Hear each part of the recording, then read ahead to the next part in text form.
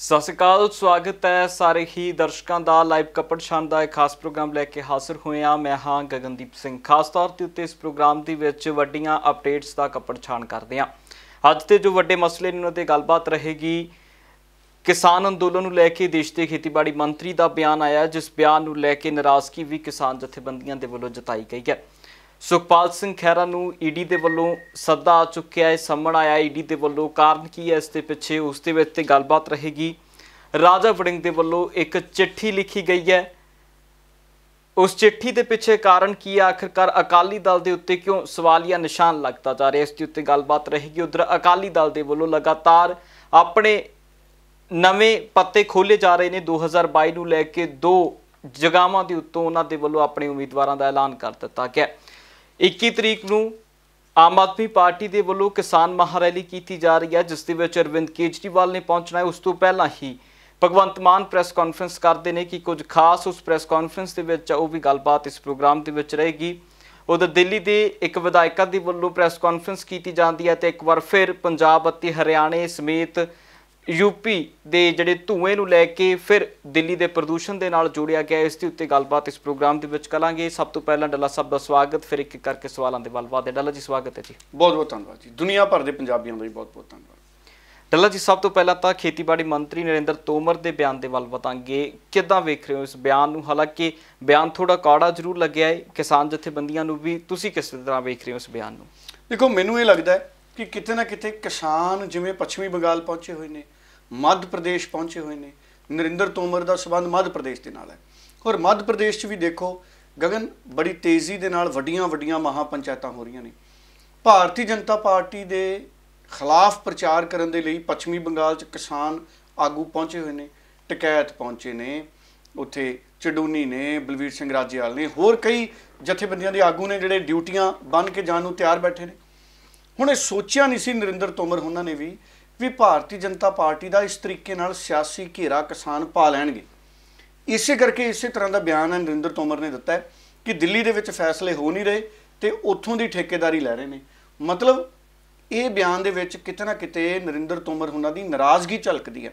ਹੁਣ ਕਿਸਾਨ ਫੈਸਲੇ ਨਹੀਂ ਲੈ ਰਹੇ, ਅਸਲ 'ਚ ਨਰਿੰਦਰ ਤੋਮਰ ਕਹਿੰਦੇ ਵੀ ਕਿਸਾਨ ਫੈਸਲੇ ਨਹੀਂ ਲੈ ਪਾ ਰਹੇ, ਅਸਲ 'ਚ ਸਰਕਾਰ ਫੈਸਲੇ ਨਹੀਂ ਲੈ ਪਾ ਰਹੀ। ਸਰਕਾਰ ਨੂੰ ਚਾਹੀਦਾ ਸੀ ਕਿ ਕਿਸਾਨਾਂ ਦੇ ਨਾਲ ਬੈਠ ਕੇ ਗੱਲ ਨੂੰ ਕਿਸੇ ਮਕਾਮ ਤੇ ਲੈ ਕੇ ਜਾਂਦੇ।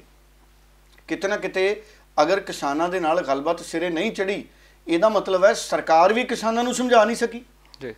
ਸਰਕਾਰ ਕਹਿੰਦੀ ਸੀ ਵੀ ਵਿਰੋਧੀ ਗੁੰਮਰਾਹ ਕਰ ਰਹੇ ਨੇ ਕਿਸਾਨਾਂ ਨੂੰ ਤੇ ਅਸੀਂ ਕਿਸਾਨਾਂ ਨੂੰ ਸਮਝਾਵਾਂਗੇ। ਇਹਦਾ ਮਤਲਬ ਹੈ 5-6 ਮਹੀਨੇ ਹੋ ਗਏ ਸਰਕਾਰ ਵੀ ਕਿਸਾਨਾਂ ਨੂੰ ਸਮਝਾ ਨਹੀਂ ਸਕੀ। ਇਹਦਾ ਮਤਲਬ ਹੈ ਜਾਂ ਕਿਸਾਨ ਬਿਲਕੁਲ ਸੱਚੇ ਨੇ, ਔਰ ਹੁਣ ਦੇਖੋ ਪ੍ਰਚਾਰ ਕਰਕੇ ਖੁੱਲ੍ਹ ਕੇ ਕਹਿ ਰਹੇ ਨੇ ਕਿਸਾਨ ਤਾਂ ਗਗਨ, ਤੁਸੀਂ ਹੈਰਾਨ ਹੋਵੋਗੇ। ਮੈਂ ਆਪਣੀ ਜ਼ਿੰਦਗੀ 'ਚ ਪਹਿਲੀ ਵਾਰੀ ਦੇਖਿਆ ਕਿ ਇਸ ਵੱਡੇ ਪੱਧਰ ਦੇ ਉੱਤੇ ਮਹਾਪੰਚਾਇਤਾਂ, ਛੋਟੀਆਂ-ਛੋਟੀਆਂ ਰੈਲੀਆਂ ਹੋ ਕੇ ਕਿਸੇ ਇੱਕ ਪਾਰਟੀ ਦਾ ਵਿਰੋਧ ਕੀਤਾ ਜਾ ਰਿਹਾ ਹੋਵੇ ਕਿ ਤੁਸੀਂ ਉਸ ਪਾਰਟੀ ਨੂੰ ਵੋਟਾਂ ਨਹੀਂ ਪਾਉਣੀਆਂ। ਇਹ ਆਪਣੇ ਆਪ ਦੇ ਵਿੱਚ ਬਹੁਤ ਇੱਕ ਹੈਰਾਨੀਜਨਕ ਗੱਲ ਹੈ। ਔਰ ਪੱਛਮੀ ਬੰਗਾਲ ਦੀਆਂ ਚੋਣਾਂ ਦੇ ਵਿੱਚ ਕਿਸਾਨਾਂ ਦੇ ਜਿਹੜੀ ਕਿਸਾਨਾਂ ਦੀ ਇਹ ਮੂਵਮੈਂਟ ਹੈ, ਇਹ ਅੰਦੋਲਨ ਹੈ, ਇਹਦਾ ਨਿਰਪੱਖ ਤੌਰ ਦੇ ਉੱਤੇ ਕਾਫੀ ਪ੍ਰਭਾਵ ਵੀ ਦਿਖ ਰਿਹਾ। ਇਸੇ ਕਰਕੇ ਕਈ ਲੀਡਰਾਂ ਦੇ ਬਿਆਨ ਆ ਰਹੇ ਨੇ। ਆਪਾਂ ਕੱਲ ਪਰਸੋਂ ਸੁਣਾਇਆ ਸੀ ਹਰਜੀਤ ਗਰੇਵਾਲ ਉਹਨਾਂ ਦਾ ਬਿਆਨ। ਹਰਜੀਤ ਗਰੇਵਾਲ ਵੀ ਕਹਿੰਦੇ ਵੀ ਇਹਦੇ ਨਾਲ ਕੋਈ ਫਰਕ ਨਹੀਂ ਪੈਣਾ, ਪਰ ਅਸਲ 'ਚ ਇਹਦੇ ਨਾਲ ਫਰਕ ਪੈਂਦਾ ਕਿਉਂਕਿ ਜਿਹੜੇ ਕਿਸਾਨ ਨੇ ਉਹ ਸੰਗਠਿਤ ਹੋ ਕੇ ਇਸ ਵਕਤ ਅੰਦੋਲਨ ਚਲਾ ਰਹੇ ਨੇ। ਸੋ ਇਸ ਕਰਕੇ ਬੀਜੇਪੀ ਦੇ ਲੀਡਰਾਂ ਨੂੰ ਕਹਿਣਾ ਪੈ ਰਿਹਾ, ਜਦ ਕਿ ਹਕੀਕਤ ਇਹ ਹੈ ਕਿ ਸਿਆਸੀ ਤੌਰ ਦੇ ਉੱਤੇ ਬੀਜੇਪੀ ਦਾ ਕਿਸਾਨ ਅੰਦੋਲਨ ਦੇ ਨਾਪੱਖੀ ਪ੍ਰਚਾਰ ਕਰਕੇ ਨੁਕਸਾਨ ਪੈ ਰਿਹਾ, ਬੀਜੇਪੀ ਤੇ ਦਾ ਨਾਪੱਖੀ ਪ੍ਰਭਾਵ ਪੈ ਰਿਹਾ ਮੇਰੀ ਨਜ਼ਰ 'ਚ। ਜੀ ਡੱਲਾ ਸਾਹਿਬ, ਜਿਸ ਤਰੀਕੇ ਦੇ ਨਾਲ ਹੁਣ ਕਿਸਾਨ ਜਥੇਬੰਦੀਆਂ ਦੇ ਆਗੂ ਪੱਛਮੀ ਬੰਗਾਲ ਦੇ ਵਿੱਚ ਨੇ, ਵੱਡੀਆਂ ਰੈਲੀਆਂ ਉਹਨਾਂ ਦੇ ਵੱਲੋਂ ਵੀ ਉੱਥੇ ਕੀਤੀਆਂ ਜਾ ਰਹੀਆਂ ਨੇ ਤੇ ਸਾਰੀਆਂ ਜੋ ਸਿਆਸੀ ਤਰ੍ਹਾਂ ਉੱਥੇ ਚੋਣਾਂ ਲੜ ਰਹੀਆਂ ਸਾਰੀਆਂ ਰੈਲੀਆਂ ਕਰ ਰਹੀਆਂ ਨੇ, ਪਰ ਇਸ ਦਰਮਿਆਨ ਜੇ ਇੱਕ ਕਿਸਾਨ ਆਗੂ ਵਿੱਚ ਪਹੁੰਚੇ ਨੇ ਭਾਜਪਾ ਦੇ ਵੱਲੋਂ, ਹਾਲਾਂਕਿ ਜਿਹੋ ਜਿਹੇ ਬਿਆਨ ਨੇ, ਤੁਸੀਂ ਵੀ ਜਿਸ ਤਰ੍ਹਾਂ ਦੀ ਗੱਲ ਕਹੀ ਕਿ ਕਿਤੇ ਨਾ ਕਿਤੇ ਉਹਨਾਂ ਨੂੰ ਵੀ ਲੱਗ ਰਿਹਾ ਹੈ ਕਿ ਨੁਕਸਾਨ ਜਿਹੜਾ ਇਸ ਕਿਸਾਨ ਰੈਲੀਆਂ ਦਾ ਵੱਡੇ ਪੱਧਰ ਦੇ ਉੱਤੇ ਭਾਜਪਾ ਨੂੰ ਪੱਛਮੀ ਬੰਗਾਲ ਦੇ ਵਿੱਚ ਹੋ ਸਕਦਾ ਹੈ। ਜੇਕਰ ਇਹ ਦੌਰ ਅੱਗੇ ਵਧਿਆ ਤਾਂ ਆਉਣ ਵਾਲੇ ਦਿਨਾਂ ਦੇ ਵਿੱਚ 5 ਸੂਬਿਆਂ ਦੇ ਵਿੱਚ ਚੋਣਾਂ ਨੇ, ਕੇਰਲਾ ਦੇ ਸਮੇਤ ਪੰਜਾਬ ਦੇ ਵਿੱਚ ਵੀ ਨੇ, ਉਸ ਤੋਂ ਬਾਅਦ ਉੱਤਰ ਪ੍ਰਦੇਸ਼ ਦੇ ਵਿੱਚ ਵੀ ਨੇ। ਕਿੱਦਾਂ ਵੇਖ ਰਹੇ ਹੋ ਇਹ ਨੁਕਸਾਨ ਫਿਰ ਲਗਾਤਾਰ ਕੜੀ ਦਰ ਕੜੀ ਵੱਧਦਾ ਜਾਊਗਾ? ਮੈਨੂੰ ਇਹ ਲੱਗਦਾ ਹੈ ਕਿ ਜਿਹੜੀਆਂ ਇਹ 5 ਸੂਬਿਆਂ ਦੀਆਂ ਚੋਣਾਂ ਨੇ, ਇਹਨਾਂ ਚੋਣਾਂ ਦੇ ਨਤੀਜਿਆਂ ਤੋਂ ਬਾਅਦ ਦੇਖੋ, ਅਗਰ ਤਾਂ ਬੀਜੇਪੀ ਦਾ ਇਹਨਾਂ ਚੋਣਾਂ 'ਚ ਨੁਕਸਾਨ ਹੋਇਆ, ਬੀਜੇਪੀ ਦਾ ਵੋਟ ਪਰਸੈਂਟੇਜ ਡਿੱਗਿਆ, ਬੀਜੇਪੀ ਦੀਆਂ ਸੀਟਾਂ ਘਟੀਆਂ, ਪੱਛਮੀ ਬੰਗਾਲ 'ਚ ਜੇ ਬੀਜੇਪੀ ਦੀ ਸਰਕਾਰ ਨਾ ਬਣੀ, ਤ੍ਰਿਣਮੂਲ ਕਾਂਗਰਸ ਜਿੱਤ ਗਈ, क्योंकि ਜਿਹੜੇ ਰਕੇਸ਼ ਟਕੈਤ ਨੇ ਉਹਨਾਂ ਦੀਆਂ ਤਸਵੀਰਾਂ ਕੁਝ ਸਾਹਮਣੇ ਆਈਆਂ ਨੇ। ਇੱਕ ਉਮੀਦਵਾਰ ਨੇ TMC ਦੇ, ਤ੍ਰਿਣਮੂਲ ਕਾਂਗਰਸ ਦੇ ਇੱਕ ਉਮੀਦਵਾਰ ਦੇ ਨਾਲ ਉਹਨਾਂ ਦੀਆਂ ਤਸਵੀਰਾਂ ਸਾਹਮਣੇ ਆਈਆਂ ਨੇ, ਜਿਹਨੂੰ ਲੈ ਕੇ ਕਾਂਗਰਸ ਵੀ ਹੁਣ ਰਕੇਸ਼ ਟਕੈਤ ਤੇ ਹਮਲਾਵਰ ਹੋ ਗਈ ਹੈ। ਕਾਂਗਰਸ ਦਾ ਇਹ ਕਹਿਣਾ ਹੈ ਕਿ ਕਿਸਾਨ ਰਾਜਨੀਤੀ ਨਾ ਕਰਨ, ਅਗਰ ਉਹ BJP ਦਾ ਵਿਰੋਧ ਕਰ ਰਹੇ ਨੇ ਤਾਂ ਉਹ ਸਾਰੀਆਂ ਪਾਰਟੀਆਂ ਦੇ ਮੰਚਾਂ ਤੇ ਜਾਣ, BJP ਦੇ ਨਾ ਜਾਣ। ਸੋ ਕਿਸੇ ਇੱਕ ਪਾਰਟੀ ਦੇ ਸਮਾਗਮ ਦਾ ਜਾਂ ਉਹਨਾਂ ਦੇ ਨਾਲ ਉਹਨਾਂ ਦਾ ਜਿਹੜਾ ਨੇੜਤਾ ਹੈ, ਸਿਆਸੀ ਨੇੜਤਾ, ਉਹ ਸਥਾਪਿਤ ਨਾ ਹੋਵੇ। ਸੋ ਇੱਕ TMC ਦੇ ਜਿਹੜੇ ਆਗੂ ਨੇ ਉਹਨਾਂ ਦੇ ਨਾਲ ਇੱਕ ਤਸਵੀਰ ਹੈ ਜਿਹੜੀ ਵੱਖ-ਵੱਖ ਸੋਸ਼ਲ ਮੀਡੀਆ ਤੇ ਖਬਰਾਂ ਲੱਗੀਆਂ ਨੇ। ਮੈਂ ਤਸਵੀਰ ਆਪ ਤਾਂ ਨਹੀਂ ਦੇਖੀ, ਪਰ ਭਰੋਸੇਯੋਗ ਸੋਸ਼ਲ ਸਾਈਟਾਂ ਨੇ ਜਿਨ੍ਹਾਂ ਦੇ ਉੱਤੇ ਖਬਰਾਂ ਲੱਗੀਆਂ ਨੇ, ਇਸ ਕਰਕੇ ਮੈਨੂੰ ਪਤਾ ਹੈ। ਹੁਣ ਅਗਰ ਅਜਿਹਾ ਹੈ, ਅਗਰ ਤ੍ਰਿਣਮੂਲ ਕਾਂਗਰਸ ਦੇ ਨਾਲ ਥੋੜੀ ਜਿਹੀ ਵੀ ਰਕੇਸ਼ ਟਕੈਤ ਉਹਨਾਂ ਦੀ ਕੋਈ ਮੁਲਾਕਾਤ ਜਾਂ ਕੋਈ ਸਵਾਗਤ ਸਾਹਮਣੇ ਆਇਆ ਤੇ ਇਹ ਇੱਕ ਵੱਡਾ ਸਿਆਸੀ ਮੁੱਦਾ ਬਣ ਗਿਆ ਤੇ BJP ਨੇ ਵੀ ਹਮਲਾਵਰ ਰੁਖ ਇਹਦੇ ਤੇ ਅਪਣਾ ਲਿਆ। ਕਿਉਂਕਿ BJP ਨੂੰ ਇਹ ਪਤਾ ਹੈ ਕਿ ਰਕੇਸ਼ ਟਕੈਤ ਹੋ ਗਿਆ ਜਾਂ ਪੰਜਾਬ ਦੇ ਕਿਸਾਨ ਮੋਰਚੇ ਦੇ ਹੋਰ ਲੀਡਰ ਹੋ ਗਏ, ਹਜੇ ਤਾਂ 27 ਮਾਰਚ ਨੂੰ ਪਹਿਲੇ ਗੇੜ ਦੀਆਂ ਚੋਣਾਂ ਹੋਣੀਆਂ ਨੇ, ਹੁਣ 8 ਗੇੜਾਂ 'ਚ ਚੋਣਾਂ ਹੋਣੀਆਂ ਨੇ ਪੱਛਮੀ ਬੰਗਾਲ 'ਚ। ਸੋ ਕਿਸਾਨ ਪਹਿਲੇ ਗੇੜੇ 'ਚ ਅਗਰ ਪ੍ਰਭਾਵ ਪਾ ਗਏ ਤੇ ਹਜੇ 8 ਗੇੜਾਂ ਦੀਆਂ ਵੋਟਾਂ ਨੇ ਗਗਨ, ਫਿਰ ਕਿਸਾਨਾਂ ਨੇ ਹੋਰ ਉੱਥੇ ਆਪਣੀ ਲਾਮਬੰਦੀ ਕਰ ਲੈਣੀ ਹੈ। ਇਹਦੇ ਵਿੱਚ ਵੀ ਕੋਈ ਵੱਡੀ ਗੱਲ ਨਹੀਂ ਕਿ ਸਿੰਘੂ ਤੇ ਟਿੱਕਰੀ 'ਚ ਜਿਹੜੇ ਅਸੀਂ ਮੋਰਚੇ ਦੇਖੇ ਨੇ, ਓਡੇ ਓਡੇ ਮੋਰਚੇ ਪੱਛਮੀ ਬੰਗਾਲ ਪਹੁੰਚ ਜਾਣ ਜੀ। ਸੋ ਇਹ ਕੁਝ ਨਹੀਂ ਪਤਾ ਹੁੰਦਾ ਆਉਣ ਵਾਲੇ ਸਮੇਂ ਦਾ, ਇਸ ਕਰਕੇ ਸਿਆਸੀ ਮਾਹੌਲ ਜ਼ਿਆਦਾ ਗਰਮਾਇਆ ਜੀ। ਤੇ ਇਸ ਦੇ ਨਾਲ ਹੀ ਡੱਲਾ ਸਾਹਿਬ, ਇੱਕ ਸੂਬੇ ਦੇ ਰਾਜਪਾਲ ਨੇ, ਉਹਨਾਂ ਦੇ ਵੱਲੋਂ ਵੀ ਹੁਣ ਕਿਸਾਨ ਅੰਦੋਲਨ ਦੇ ਹੱਕ ਦੇ ਵਿੱਚ ਗੱਲ ਆਖੀ ਗਈ ਹੈ। ਕਿੱਦਾਂ ਵੇਖ ਰਹੇ ਹੋ? ਕਿਉਂਕਿ ਇਹ ਜੇਕਰ ਸੂਬੇ ਦੇ ਰਾਜਪਾਲ ਦੀ ਗੱਲ ਹੋਵੇ ਤਾਂ ਕੇਂਦਰ ਸਰਕਾਰ ਦੇ ਵੱਲੋਂ ਨਿਯੁਕਤ ਕੀਤੇ ਜਾਂਦੇ ਨੇ ਤੇ ਬਹੁਤ ਵੱਡਾ ਅਹੁਦਾ ਕਿਸੇ ਸੂਬੇ ਦੇ ਵਿੱਚ ਰਾਜਪਾਲ ਦਾ ਹੁੰਦਾ ਹੈ, ਤੇ ਐਡੇ ਵੱਡੇ ਅਹੁਦੇ ਤੇ ਵੱਲੋਂ ਜਦੋਂ ਕਿਸਾਨਾਂ ਨੂੰ ਸਮਰਥਨ ਆਉਂਦਾ ਤਾਂ ਕਿਹੋ ਜਿਹਾ ਬਲ ਜਿਹੜਾ ਕਿਸਾਨ ਸੰਘਰਸ਼ ਨੂੰ ਵੇਖਦੇ ਹੋ? ਦੇਖੋ, ਮੈਨੂੰ ਇਹ ਲੱਗਦਾ ਹੈ ਕਿ ਸਤਿਆਪਾਲ ਮਲਿਕ ਜਿਹੜੇ ਗਵਰਨਰ ਨੇ, ਮੈਨੂੰ ਲੱਗਦਾ ਹੈ ਆਉਂਦੇ ਦਿਨਾਂ 'ਚ ਕਿਸੇ ਵੀ ਸਮੇਂ ਉਹਨਾਂ ਦੀ ਬਦਲੀ ਹੋ ਸਕਦੀ ਹੈ ਜਾਂ ਉਹਨਾਂ ਨੂੰ ਅਹੁਦੇ ਦੇ ਭਾਰ ਤੋਂ ਮੁਕਤ ਵੀ ਕੀਤਾ ਜਾ ਸਕਦਾ ਹੈ। ਆਮ ਤੌਰ ਤੇ ਅਜਿਹਾ ਹੋ ਜਾਂਦਾ ਹੈ। ਉਹਦਾ ਕਾਰਨ ਕੀ ਹੈ? ਸਤਿਆਪਾਲ ਮਲਿਕ ਕਈ ਵਾਰੀ ਬੜੇ ਸਪਸ਼ਟ ਬਿਆਨ ਦਿੰਦੇ ਨੇ। ਧਾਰਾ 370 ਜਦੋਂ ਹਟਾਈ ਗਈ ਸੀ ਉਦੋਂ ਸਤਿਆਪਾਲ ਮਲਿਕ ਜੰਮੂ ਕਸ਼ਮੀਰ ਦੇ ਗਵਰਨਰ ਸੀਗੇ, ਇੱਕ ਵਾਰੀ ਬਿਹਾਰ 'ਚ ਵੀ ਇਹ ਗਵਰਨਰ ਰਹੇ ਨੇ। ਇਹ ਆਉਂਦੇ ਨੇ ਪੱਛਮੀ ਉੱਤਰ ਪ੍ਰਦੇਸ਼ ਤੋਂ, ਈਸਟਰਨ UP ਜਿਹਨੂੰ ਕਹਿੰਦੇ ਆਪਾਂ। ਹੁਣ ਜਿਹੜੀ ਪੱਛਮੀ ਉੱਤਰ ਪ੍ਰਦੇਸ਼ ਹੈ, ਉੱਥੇ ਕਿਸਾਨ ਅੰਦੋਲਨ ਕਾਫੀ ਪ੍ਰਭਾਵੀ ਹੈ, ਕਾਫੀ ਪ੍ਰਭਾਵੀ ਹੈ। ਇਸ ਕਰਕੇ ਸਤਪਾਲ ਮਲਿਕ ਆਪਣੀਆਂ ਭਾਵਨਾਵਾਂ ਤੇ ਕਾਬੂ ਨਹੀਂ ਰੱਖ ਸਕੇ। ਮੈਨੂੰ ਲੱਗਦਾ ਉਹਨਾਂ ਨੇ ਤਾਂ ਸਪਸ਼ਟ ਕਹਿਤਾ ਕਿ ਜਿਹੜੇ ਕਿਸਾਨ ਨੇ, ਖਾਸ ਤੌਰ ਤੇ ਪੰਜਾਬ ਵਾਲੇ ਵੀ, ਅਗਰ ਇਹਨਾਂ ਨਾਲ ਕੁਝ ਗਲਤ ਹੋਵੇ ਤੇ 300 ਸਾਲ ਨਹੀਂ ਭੁੱਲਦੇ। ਉਹਨਾਂ ਦੇ ਕਹਿਣ ਦਾ ਭਾਵ ਇਹ ਸੀ, ਉਹ ਕਹਿੰਦੇ MSP ਦਿਓ, MSP ਦੇ ਦਿਓ, ਕਿਸਾਨਾਂ ਦੀ ਮੰਗ ਹੈ, MSP ਅਗਰ ਦਿੱਤੀ ਜਾਂਦੀ ਹੈ ਤੇ ਮਾਮਲਾ ਨਿਬੜ ਜੂਗਾ, ਨਹੀਂ ਤਾਂ ਇਹ ਕਿਸਾਨ ਅੰਦੋਲਨ ਖਤਮ ਨਹੀਂ ਕਰਨਗੇ। ਬਹੁਤ ਲੰਬਾ ਅੰਦੋਲਨ ਚੱਲ ਰਿਹਾ ਔਰ ਉਹ ਇਹ ਵੀ ਕਹਿ ਰਹੇ ਨੇ ਵੀ ਮੈਂ ਕੋਸ਼ਿਸ਼ ਕਰ ਰਿਹਾ ਆਪਣੇ ਵੱਲੋਂ ਕਿ ਇਸ ਅੰਦੋਲਨ ਨੂੰ ਖਤਮ ਕਰਾਇਆ ਜਾਵੇ ਔਰ ਸਰਕਾਰ ਕੋਲੋਂ ਇਹ ਮੰਗ ਮਨਵਾਈ ਜਾਵੇ। ਸੋ ਕਿਸਾਨਾਂ ਨੂੰ ਦਿੱਲੀ ਤੋਂ ਬਿਨਾਂ ਉਹਨਾਂ ਦੀ ਮੰਗ ਮੰਨੇ ਭੇਜਣਾ ਉਚਿਤ ਨਹੀਂ ਹੈ। ਇਹ ਸਤਪਾਲ ਮਲਿਕ ਉਹਨਾਂ ਨੇ ਖੁੱਲ੍ਹ ਕੇ ਸਟੈਂਡ ਲੈ ਲਿਆ।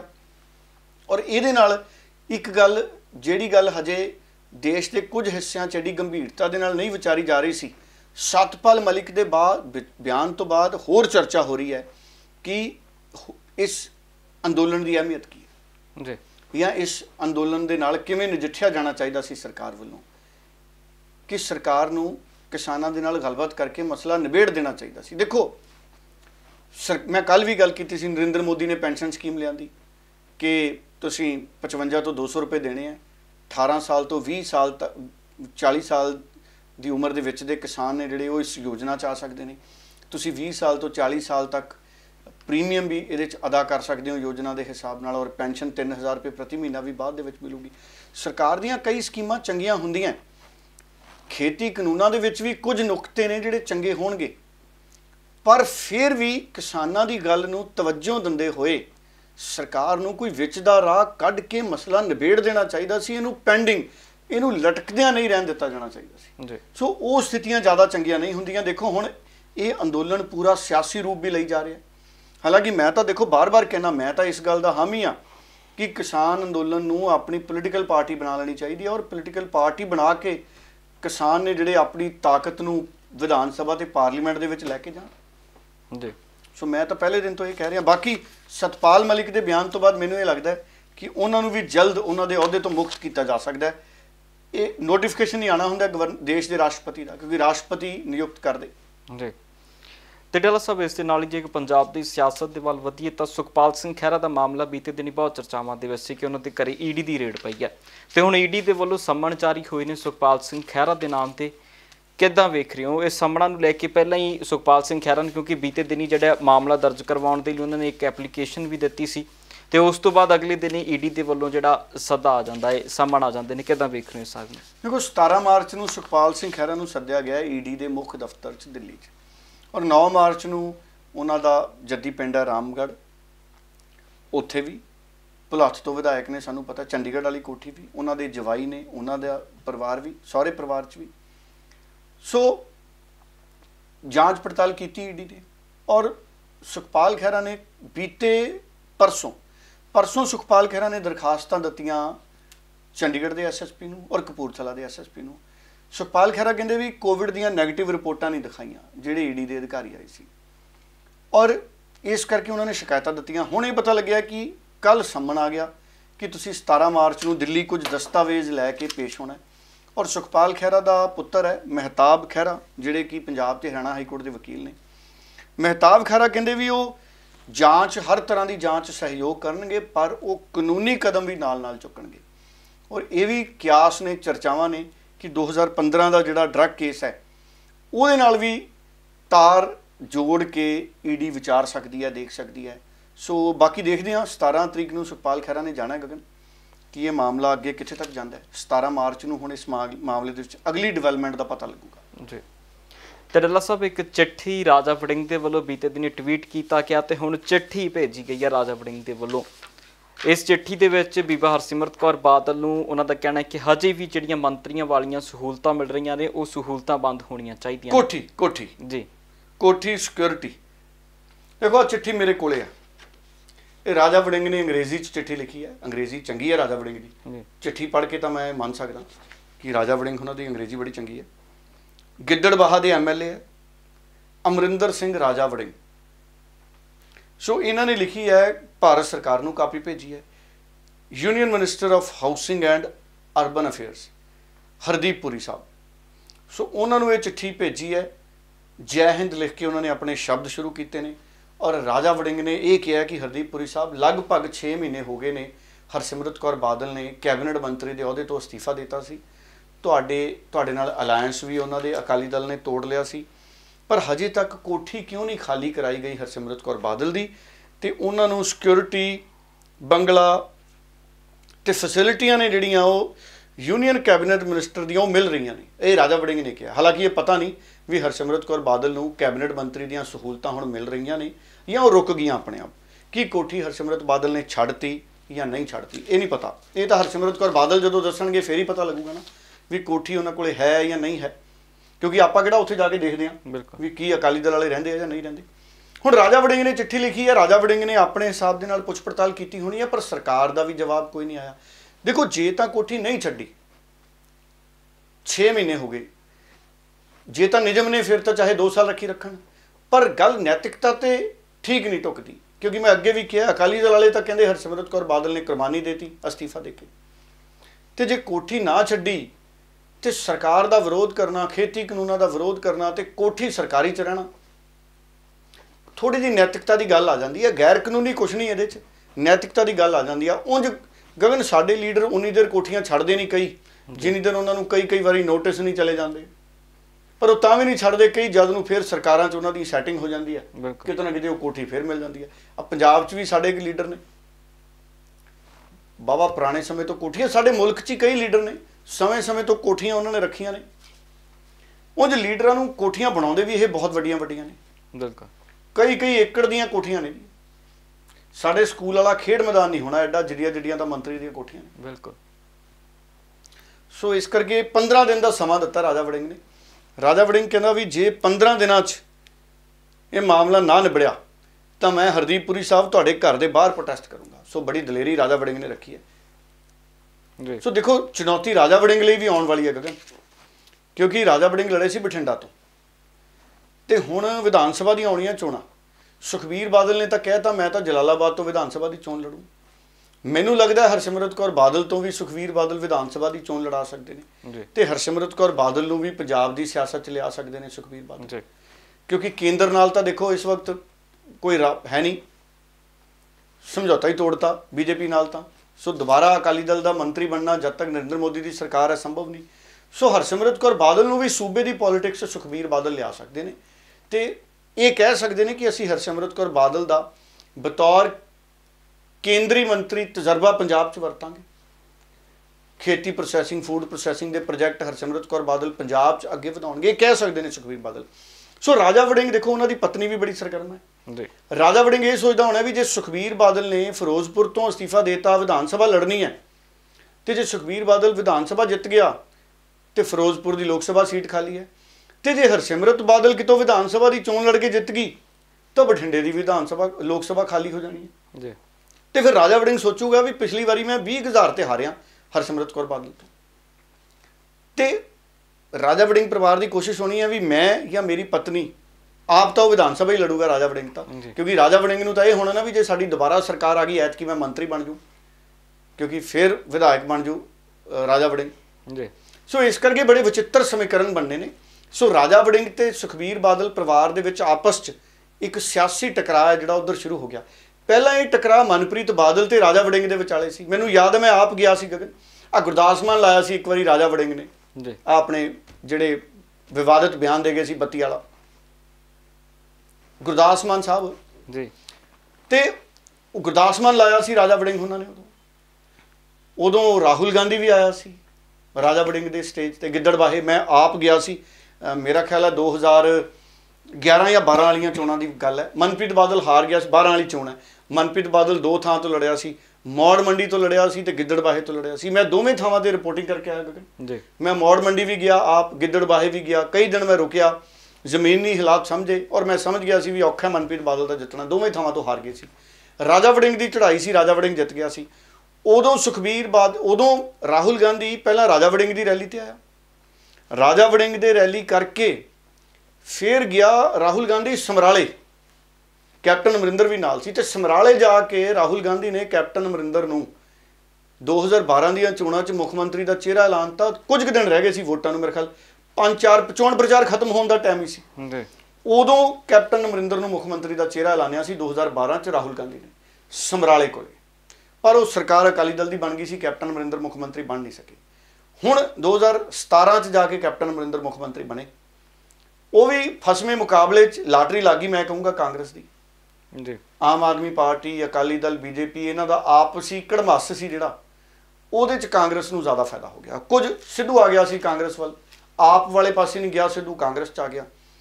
तो सिद्धू उदों भी एडा क सियासी कद रखता सी गगन कि जिहड़ी किश्ती च बैठदा उस किश्ती का बेड़ा पार हो जाना सी, वो कांग्रेस च बह गया जी। बिल्कुल दिल्ली च केजरीवाल चंगा काम कर रहे हैं जी, पर पंजाब च लीडरशिप नहीं आप वाले डिवेलप कर सके। भगवंत मान ने तुसीं मैनूं दस रहे सी अज प्रैस कॉन्फ्रेंस भी की, भगवंत मान की गल भी सुना दिओ एक बारी। बाघे पुराणे च हुण करनी है महापंचायत आम आदमी पार्टी ने, और बाघे पुराणे की महापंचायत च अरविंद केजरीवाल आउणगे। मैनूं आस है अरविंद केजरीवाल भगवंत मान नूं मुख मंत्री का चेहरा ऐलान जो, क्योंकि होर तो मैनूं कोई लगता नहीं जी व्यक्ति जिहड़ा आम आदमी पार्टी च मुख मंत्री का दावेदार होवे। सो गल सुना दिओ भगवंत मान दी जी। बाघा पुराणा दे विच 21 मार्च नूं किसान महासम्मेलन करन जा रहे हैं। ਲੱਖਾਂ ਦੀ ਗਿਣਤੀ ਦੇ ਵਿੱਚ ਲੋਕ ਉੱਥੇ ਬਾਘਾ ਪੁਰਾਣਾ ਵਿਖੇ ਪਹੁੰਚਣਗੇ।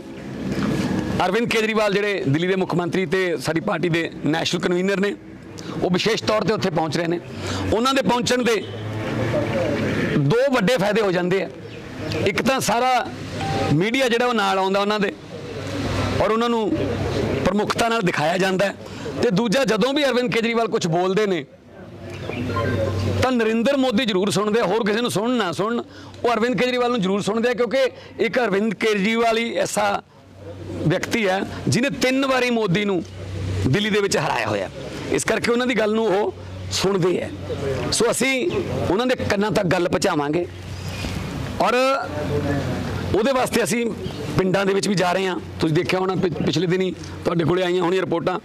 ਸੋ ਦੇਖੋ ਭਗਵੰਤ ਮਾਨ ਦੀ ਤੁਸੀਂ ਗੱਲ ਸੁਣੀ, ਬੜੇ ਤੇਜ਼ ਤਰਾਰ ਤੇਵਰ ਰਹਿੰਦੇ ਨੇ ਜੀ ਭਗਵੰਤ ਮਾਨ ਦੇ ਵੀ। ਗਗਨ ਮੈਨੂੰ ਇਹ ਲੱਗਦਾ ਜੀ ਹੁਣ ਵੀ ਮੁੱਖ ਮੰਤਰੀ ਦਾ ਚਿਹਰਾ ਭਗਵੰਤ ਮਾਨ ਨੂੰ ਆਮ ਆਦਮੀ ਪਾਰਟੀ ਵੱਲੋਂ ਐਲਾਨ ਦੇ ਕੇਜਰੀਵਾਲ ਤੇ ਆਮ ਆਦਮੀ ਪਾਰਟੀ 'ਚ ਭਗਵੰਤ ਮਾਨ ਨੇ ਮਿਹਨਤ ਹੋਰ ਕਰਨੀ ਹੈ। ਪਿਛਲੀਆਂ ਚੋਣਾਂ 'ਚ ਵੀ ਸਭ ਤੋਂ ਵੱਧ ਡਿਮਾਂਡ ਭਗਵੰਤ ਮਾਨ ਦੀ ਸੀ। ਮੈਂ ਕੰਵਰ ਸੰਧੂ ਉਹਨਾਂ ਨੇ ਦਾਣਾ ਮੰਡੀ 'ਚ ਰੈਲੀਆਂ ਕੀਤੀਆਂ ਸੀ, ਖਰੜ ਤੋਂ ਜੀ ਖਰੜ ਕੰਵਰ ਸੰਧੂ, ਹਾਂ।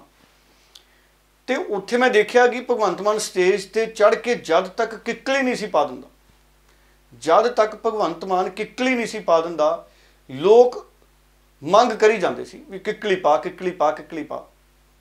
ਸੋ ਕਿੱਕਲੀ ਬੜੀ ਮਸ਼ਹੂਰ ਹੋਈ ਸੀ ਭਗਵੰਤ ਮਾਨ ਦੀ। ਸੋ ਜੇ ਵਕਤ ਰਹਿੰਦੇ ਭਗਵੰਤ ਮਾਨ ਨੂੰ ਬਤੌਰ ਮੁੱਖ ਮੰਤਰੀ ਉਮੀਦਵਾਰ ਐਲਾਨ ਦੇਣ ਅਰਵਿੰਦ ਕੇਜਰੀਵਾਲ, ਤੇ ਭਗਵੰਤ ਮਾਨ ਕੋਲੇ ਸਮਾਂ ਹੋਊਗਾ, ਆਪਣੀਆਂ ਕਵਿਤਾਵਾਂ ਦਰੁਸਤ ਕਰ ਲੂ ਭਗਵੰਤ ਮਾਨ, ਇੱਕ ਅੱਧਾ ਸਕਿੱਟ ਤਿਆਰ ਕਰ ਲੂ ਭਗਵੰਤ ਮਾਨ, ਔਰ ਇਸ ਤੋਂ ਇਲਾਵਾ ਸੰਗਠਨ ਨੂੰ ਮਜ਼ਬੂਤ ਕਰਨ ਲਈ ਵੀ ਤਿਆਰੀ ਕਰ ਲੂ।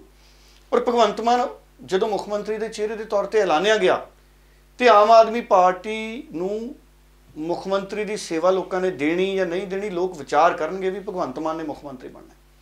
ਦੇਖੋ ਬਰਨਾਲੇ ਵਾਲੇ ਪਾਸੇ ਬੜਾ ਜ਼ੋਰ ਹੈ ਭਗਵੰਤ ਮਾਨ ਦਾ, ਉਦੋਂ ਪਾਰਲੀਮੈਂਟ ਦੀ ਚੋਣ ਵੀ ਬਰਨਾਲਿਓਂ ਫੇਰ ਜਿੱਤਿਆ, ਘੱਟੋ ਘੱਟ 9 ਸੀਟਾਂ ਤਾਂ ਹਰ ਵਿਧਾਨ ਸਭਾ ਹਲਕੇ 'ਚ ਹੀ ਹੈ ਨਾ। ਬਿਲਕੁਲ। ਸੋ ਜੇ ਭਗਵੰਤ ਮਾਨ ਨੂੰ ਮੁੱਖ ਮੰਤਰੀ ਐਲਾਨ ਦਿੰਦੇ ਨੇ, ਤੇ ਮਾਲਵੇ 'ਚ ਤਾਂ ਬਹੁਤ ਹੁਣ ਵੀ ਪ੍ਰਭਾਵ ਆਮ ਆਦਮੀ ਪਾਰਟੀ ਬਣਾ ਸਕਦੀ ਹੈ ਜੇ ਭਗਵੰਤ ਮਾਨ ਨੂੰ ਮੁੱਖ ਮੰਤਰੀ ਦਾ ਚਿਹਰਾ ਐਲਾਨ ਦੇਣ। ਜੇ ਨਾ ਐਲਾਨਿਆ ਫਿਰ ਕੁਝ ਨਹੀਂ ਕਹਿ ਸਕਦਾ, ਜੇ ਐਲਾਨਤਾ ਤੇ ਫਿਰ ਭਗਵੰਤ ਮਾਨ ਲੀਡ ਕਰੂਗਾ ਅੱਗੇ ਹੋ ਕੇ, ਤੇ ਫਿਰ ਆਮ ਆਦਮੀ ਪਾਰਟੀ ਨੂੰ ਤਾਕਤ ਮਿਲ ਸਕਦੀ ਹੈ। ਬਾਕੀ ਇਹ ਅਰਵਿੰਦ ਕੇਜਰੀਵਾਲ ਦਾ ਫੈਸਲਾ ਹੈ। ਬਿਲਕੁਲ। ਹਾਂਜੀ, 2 ਵਾਰ ਜੇਤੂ ਹੈ ਐਮਪੀ, 2 ਵਾਰ ਜਿੱਤੇ ਐਮਪੀ ਨੂੰ ਨਹੀਂ ਅਗਰ ਆਮ ਆਦਮੀ ਪਾਰਟੀ ਨੇ ਮੁੱਖ ਮੰਤਰੀ ਦਾ ਚਿਹਰਾ ਬਣਾਉਣਾ, ਤੇ ਫਿਰ ਕਿਹਨੂੰ ਬਣਾਉਣਾ, ਇਹਦਾ ਇੰਤਜ਼ਾਰ ਰਹੂਗਾ ਜੀ। ਤੇ ਡੱਲਾ ਸਾਹਿਬ, ਇਸ ਦੇ ਨਾਲ ਹੀ ਜਿਸ ਤਰ੍ਹਾਂ ਹੁਣ ਪੰਜਾਬ ਦੇ ਵਿੱਚ ਕਹਿ ਦਈਏ ਕਿ 2022 ਦੀਆਂ ਤਿਆਰੀਆਂ ਸਾਰੀਆਂ ਸਿਆਸੀ ਧਿਰਾਂ ਨੇ ਕਰ ਲਈਆਂ ਨੇ, ਆਮ ਆਦਮੀ ਪਾਰਟੀ ਦੀ ਹੋਣ ਵਾਲੀ ਕਿਸਾਨ ਰੈਲੀ ਵੀ ਕਿਤੇ ਨਾ ਕਿਤੇ 2022 ਤੋਂ ਪ੍ਰਭਾਵਿਤ ਹੈ, ਇਸ ਗੱਲ ਨੂੰ ਕਿਤੇ ਵੀ ਦੋ ਰਾਏ ਨਹੀਂ ਹੈ। ਤੇ ਉਧਰ ਦੂਜੇ ਪਾਸੇ ਸੁਖਵੀਰ ਬਾਦਲ ਦੇ ਵੱਲੋਂ ਵੀ ਵੱਡੀਆਂ ਰੈਲੀਆਂ ਕੀਤੀਆਂ ਜਾ ਰਹੀਆਂ ਨੇ। ਪਹਿਲੀ ਰੈਲੀ ਸੁਖਵੀਰ ਬਾਦਲ ਕਰਦੇ ਨੇ, ਉੱਥੋਂ ਜਲਾਲਾਬਾਦ ਤੋਂ ਆਪਣੇ ਆਪ ਨੂੰ ਉਮੀਦਵਾਰ ਕਰਾਰ ਦੇ ਦਿੰਦੇ ਨੇ, ਤੇ ਦੂਜੇ ਦਿਨ ਰੈਲੀ ਹੁੰਦੀ ਹੈ ਸੁਖਵੀਰ ਬਾਦਲ ਦੀ, ਤੇ ਉਸ ਤੋਂ ਬਾਅਦ ਉਹ ਵਿਰਸਾ ਸਿੰਘ ਵਲਟੋਹਾ ਨੂੰ ਵੀ ਉਮੀਦਵਾਰ ਐਲਾਨ ਦਿੰਦੇ ਨੇ। ਕਿੱਦਾਂ ਵੇਖ ਰਹੇ ਹੋ? ਸਿਆਸੀ ਕੜੀ ਜੁੜਨ ਲੱਗੀ ਆ ਹੁਣ ਪੰਜਾਬ ਦੇ ਵਿੱਚ। ਮੈਨੂੰ ਲੱਗਦਾ ਕਿ ਪਹਿਲੀ ਵਾਰ ਆ ਕਿ ਇੰਨਾ ਲੰਬਾ ਸਮਾਂ ਪਹਿਲਾਂ ਹੀ ਜਿਹੜੀ ਉਮੀਦਵਾਰਾਂ ਦੀ ਦੇਣੀ ਜਿਹੜੀ ਲਿਸਟ ਆ ਉਹ ਸ਼ੁਰੂ ਹੋ ਚੁੱਕੀ ਹੈ। ਕਿੱਦਾਂ ਵੇਖ? ਦੇਖੋ, ਇਹ ਪਹਿਲਾਂ ਪ੍ਰਕਾਸ਼ ਸਿੰਘ ਬਾਦਲ ਵੀ ਇਸ ਤਰ੍ਹਾਂ ਕਰਦੇ ਸੀ। ਦੇਖੋ, ਅਕਾਲੀ ਦਲ 'ਚ ਰਿਵਾਜ ਹੈ, ਪ੍ਰਕਾਸ਼ ਸਿੰਘ ਬਾਦਲ ਵੀ ਪਹਿਲਾਂ ਕਈ ਵਾਰ ਕਿਸੇ ਵੱਡੇ ਕੱਦ ਦੇ ਲੀਡਰ ਨੂੰ ਉਮੀਦਵਾਰ ਐਲਾਨ ਦਿੰਦੇ ਸੀ ਤਾਂ ਕਿ ਉਹ ਆਪਣੀ ਵਕਤ ਰਹਿੰਦੇ ਤਿਆਰੀ ਕਰੋ। ਮੈਂ ਤੁਹਾਨੂੰ ਉਹੀ ਗੱਲ ਪਹਿਲਾਂ ਕਹਿ ਰਿਹਾ ਸੀ ਕਿ ਅਕਾਲੀ ਦਲ ਉਮੀਦਵਾਰ ਵੀ ਐਲਾਨਣ ਲੱਗ ਗਿਆ। ਆਮ ਆਦਮੀ ਪਾਰਟੀ ਨੇ ਹਜੇ ਤੱਕ ਇਹ ਨਹੀਂ ਦੱਸਿਆ ਪੰਜਾਬ ਦੇ ਲੋਕਾਂ ਨੂੰ ਵੀ ਤੁਹਾਡਾ ਮੁੱਖ ਮੰਤਰੀ ਦਾ ਚਿਹਰਾ ਕਿਹੜਾ ਹੋਊਗਾ, ਤੇ ਮਹਾ ਪੰਚਾਇਤ ਕਰਨ ਲੱਗੇ ਆ ਕਿਸਾਨਾਂ ਦੀ ਆਮ ਆਦਮੀ ਪਾਰਟੀ ਵਾਲੇ। ਸੋ ਇਸ ਮਹਾ ਪੰਚਾਇਤ ਕਰਨ ਦਾ ਫਾਇਦਾ ਤਾਂ ਹੈ ਅਗਰ ਉੱਥੋਂ ਕੋਈ ਨਵੀਂ ਦਿਸ਼ਾ ਪੰਜਾਬ ਨੂੰ ਦੇ ਕੇ ਜਾਣ। ਦੇਖੋ, ਮਾਘੀ ਦੀ ਰੈਲੀ ਹੋਈ ਸੀ ਆਮ ਆਦਮੀ ਪਾਰਟੀ ਦਾ, ਕਿੱਡਾ ਇਕੱਠ ਸੀ, ਮੈਂ ਟੈਲੀਵਿਜ਼ਨ ਤੇ ਲਾਈਵ ਦਿਖਾਈ ਸੀ ਮਾਘੀ ਦੀ ਰੈਲੀ, ਕਿੱਡਾ ਇਕੱਠ ਸੀ ਗਗਨ,